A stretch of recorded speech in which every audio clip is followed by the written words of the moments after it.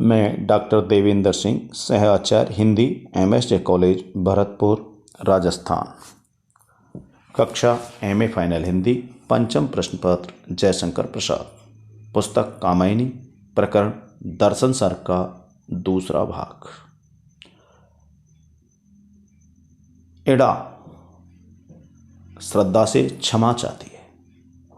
उसका जवाब देते हुए श्रद्धा कहती है, मैं संसार की अग्नि में सदैव तप तप कर प्रसन्न मन से उसमें आहुति देती रहती हूँ। संसार को दूर करने के लिए तप और त्याग का आधार ग्रहण करती हूँ। तू मुझे क्षमा नहीं कर सकी, उल्टा मुझसे ही कुछ और चाहती है। तेरा हृदय जल रहा है, तू क्षुब्ध है। तो मेरे पास जो निधि शेष है उसे तू ले और मुझे अपनी राह जाने दे। श्रद्धा ने कुमार से कहा, मेरे बेटे, तुम यहीं इड़ा के पास रहो। यह प्रांत तुम्हें सुख देने वाला सिद्ध हो। इड़ा तुमसे कुछ लेना चाहती है और तुझे कुछ देना चाहती है। तू इसे स्वीकार कर ले और इसके साथ सुंदर कर्म कर। तुम दोनों ही राष्ट्रनीति देखो, परंतु शासन व्यवस्था में जनता को आतंकित मत करो। प्रेम पूर्वक शासन करो। मैं अपने मनु की खोज में जाती हूँ। नदी, मरुस्थल, पर्वत, कुंज या गली, सभी जगह उसको खोजूंगी। वह इतना छलिया नहीं कि मुझे बराबर चलेगा, कहीं न कहीं अवश्य मिल जाएगा, क्योंकि मैं उसी के प्रेम से जीवित हूँ। मेरा प्रेम विफल नहीं हो सकता।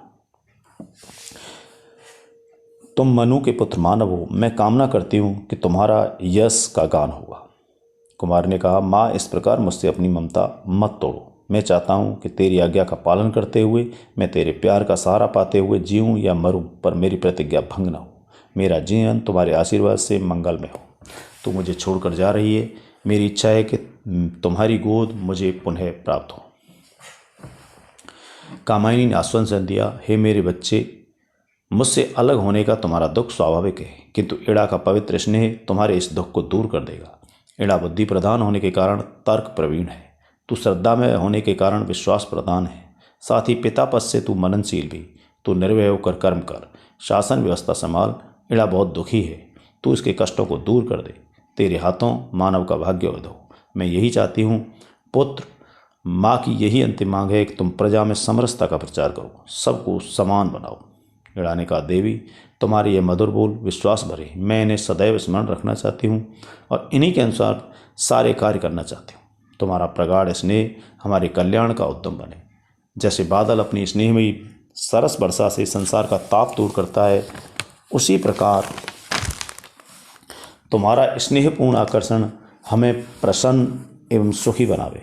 इतना कहते हुए इड़ा ने झुककर श्रद्धा की चरण धूलि उठाई और कुमार के कुसुम कोमल हाथ को पकड़ लिया। इसके बाद वे तीनों एक क्षण तक मौन खड़े रहे। उनको अपने स्थित देशकाल का ध्यान नहीं भूल गया। बाहरी स्थिति में अलग होते हुए भी ये तीनों हार्दिक रूप से संबद्ध थे, एक थे। यह मिलन क्षण कितना मधुर था। आकाश में सन्नाटा था, किसी प्रकार की गति नहीं, दिशाएं भी शांत थी। आंखों के सामने सीमाहीन आकाश सुंदर चित्र था। थकी हुई रात्रि के शरीर की श्वेत बूंदों की तरह तारे लटक रहे थे, पर नीचे नहीं गिर पा रहे थे। धरती में अंधकार की छाया फैली हुई थी। नदी के किनारे का क्षितिज अंधकार बिखेर रहा था। सैकड़ों तारों से शोभित आकाश फूलों के गुच्छों से प्रफुल्ल बसंत का उपमान बन रहा था। तारों के मंद प्रकाश से आकाश का हृदय भरा हुआ था। उसके ऊपर आकाशगंगा प्रवाहित हो रही थी, जिसमें प्रकाश की किरणें लहरों की तरह बह रही थी। नीचे दूर न होने वाली छाया का फैलाव था, जो क्षण क्षण में छाती हटती रहती थी। नदी का किनारा निर्जन था। हवा के झोंके इधर उधर आ जाकर झूला झूल रहे थे। लहरें किनारे से टकराकर टूट जाती थी। उस समय संसार एक खिले हुए गंधीन फूल की तरह जान पड़ता था। नदी की तरह उच्छ्वास फेंक कर श्रद्धा ने उधर देखा। पत्थर में जड़े दो रत्नों की भांति उसे दो आंखें दिखाई पड़ी। सनसन की ध्वनि भी सुन पड़ी। उसे लता से ढकी गुफा में जीवित व्यक्ति को सांस लेते सुना। नदी का यह निर्जन किनारा एक पवित्र तथा सुंदर चित्र का रूप व्यवस्थित कर रहा था। वहां पर खड़ी पर्वत की चोटियां कुछ ऊंची थी, किंतु श्रद्धा का सिर उनसे भी ऊंचा था। आग में तपकर जैसे सोना निखर उठता है, वैसे ही संसार के प्राणियों के दुख से तपकर श्रद्धा का रूप निखर उठा था। वह स्वर्ण मूर्ति के समान जान पड़ती थी। मनु ने श्रद्धा को देखा और मन ही मन कहा, यह एक विचित्र और असाधारण नारी है। इसमें मातृभाव का आधिक्य है। यह संसार भर का हित करने वाली है। वह कामायनी जगत की मंगल कामना अकेली। मनु मुखरित हो उठा, तुम रमणी नहीं हो, तुम रमण की इच्छा से मुक्त हो। तुम अपना सर्वस्व खोकर, प्रेम से वंचित होकर भी जो कुछ रो रो कर पाया था उसे भी उनको दे दिया जिनसे मैं प्राण बचाकर भागा था। तुम्हारे कठोर मन को क्या उस समय कोई पीड़ा नहीं हुई? तुम्हारे मन की गति बहुत ही विचित्र है। सारस्वत प्रांत के निवासी हिंसक जानवरों की तरह हत्यारे हैं और कुमार कोमल बच्चा है। उसकी वाणी कितनी शांतिप्रद और उसका स्नेह कितना निर्मल था। इड़ा ने तुम्हारे साथ भी छल किया, तुम उसको वहाँ छोड़ आई। तुम अब धीरज धारण किए हो। खैर, अब तो हाथ से तीर छूट गया, जो होना था हो चुका। श्रद्धा ने उत्तर दिया, प्रिय, तुम्हारा हृदय अब भी शंकाकुल है। तुम अभी भी भय और भ्रम से मुक्त नहीं हो। देकर कोई दरिद्र नहीं होता। मैंने विनिमय तथा परिवर्तन, अदला बदली नहीं की। कुमार को देकर मैंने कुछ लिया नहीं। इस प्रकार मैंने कुमार देकर शाश्वत प्रांत को ऋणी बनाया है। तुमने अपराध किया जिसने तुमको बंधन मुक्त कर दिया। तुम राज्य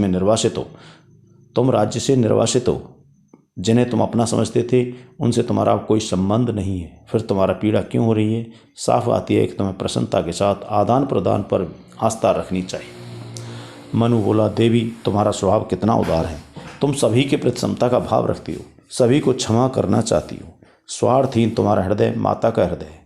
ये सब मंगल तथा कल्याण करने वाली तुम महान हो। तुम सब प्राणियों के दुख झेलने की प्रस्तुत हो। तुम्हारी वाणी दूसरों के हित में ही प्रयुक्त होती है। तुम क्षमा के घर में रहती हो, तुम क्षमाशील हो। आज मैं तुम्हें देखकर स्तब्ध हूँ और सोचता हूँ, कभी अपने छोटे विचारों के कारण मैंने तुम्हें एक साधारण नारी, भोग्य सामग्री मात्र समझने की भूल की थी। वह मेरा भारी भ्रम था।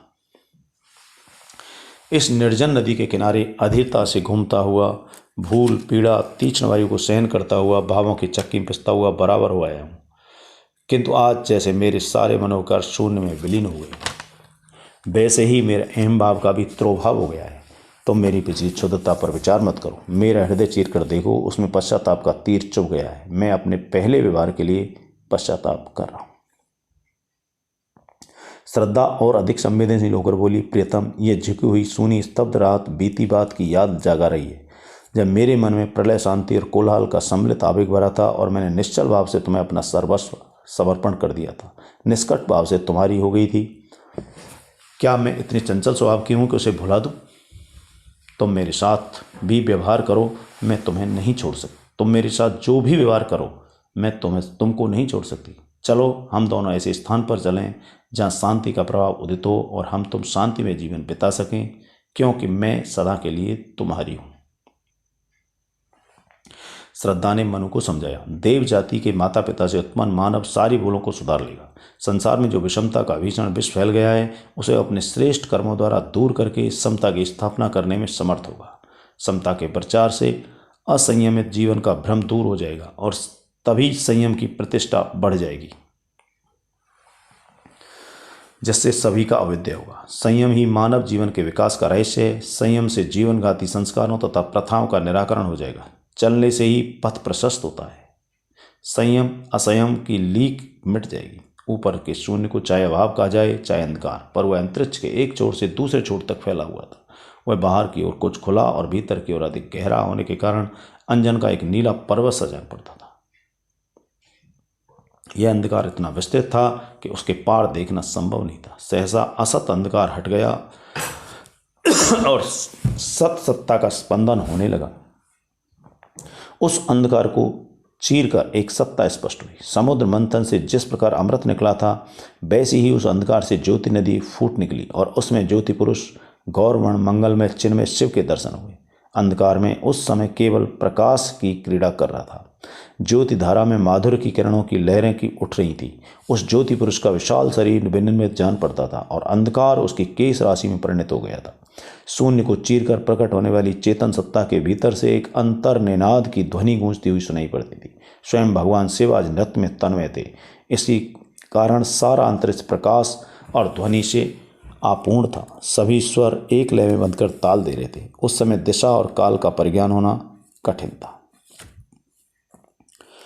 चिति शक्ति से संयुक्त होने के कारण आलोक में से परम प्रसन्न थे और अपनी नृत्यमयी लीला से आनंद का स्पंदन उत्पन्न कर रहे थे। उनके नृत्य से थके शरीर के पसीने की उज्जवल बूंदें झर रही थी। उनके दोनों गत में चरण प्रलय और सृष्टि दोनों कर रहे थे। साथ ही अनहद नाद भी सुनाई पड़ रहा था। अंगणित गोलाकार ब्रह्मांड बिखरे दिखाई पड़ने लगे। त्याग और ग्रहण का समन्वय होने लगा। शिव की बिजली के समान तीव्र दृष्टि जिधर पड़ती थी उधर ही सृष्टि कांपने लगती थी। अनंत चेतनाणु विकर कर एक आकार में संगठित होते थे, फिर क्षण भर में विलीन हो जाते थे।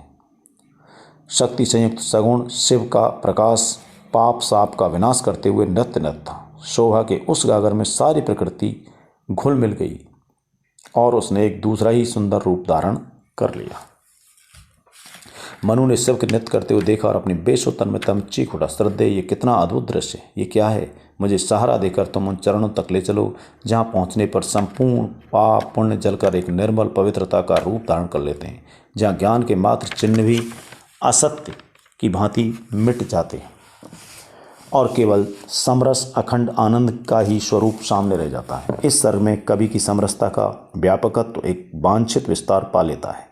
प्रसाद का आनंदवादी दर्शन भी प्रतिष्ठित और प्रतिपादित हो जाता है। शिव शक्ति के चित्रण और नटराज के तांडव नृत्य दर्शन से कामायनी की दार्शनिक पीठिका भी स्पष्ट हो जाती है और शैव सिद्धांतों का प्रभाव भी परिलक्षित हो जाता है। साथ ही शैवागमों के दर्शन और प्रसाद के दर्शन का अंतर भी प्रत्यक्ष हो जाता है। शैव दर्शन में सामाजिक दर्शन न होकर व्यष्टि साधना का दर्शन है, किंतु प्रसाद का दर्शन उसे सामाजिक दर्शन की व्यापक परिधि में पहुंचा देता है। कामायनी में समष्टि विकास की पूर्ति के लिए ही उसे स्वीकार किया गया है। औरों को हंसते देखो, मन हंसो और सुख पाओ, अपना सुख विस्मृत कर लो, सबको सुखी बनाओ। यह कामायनी के सामाजिक दर्शन का स्वर है। श्रद्धा मनु से मिलते ही यही भूमिका मधुमेह दान कहकर इस समष्टि विकास का संकेत कर देती है। सारस्वत की रानी एड़ा और वहाँ से क्षुब्ध प्रजा के सुखी और संयमी बनाने के उद्देश्य से श्रद्धा का कुमार त्याग भी इसी तथ्य का प्रतिपादन करता है। केवल अपने को ही नहीं वरन समस्त मानवता को विजयी बनाना ही उसका मुख्य लक्ष्य है। सारांशतः श्रद्धा कवि की सर्वोच्च राग चेतना का प्रौढ़ तथा भव्य प्रतीक है। प्रसाद के चैत्र निर्माण का असल धवल शिखर श्रद्धा वास्तव में श्रद्धे है, इसमें दो मत नहीं हो सकते। वास्तव में श्रद्धा नारी जीवन की सर्वांगपूर्ण झांकी है। समाप्त।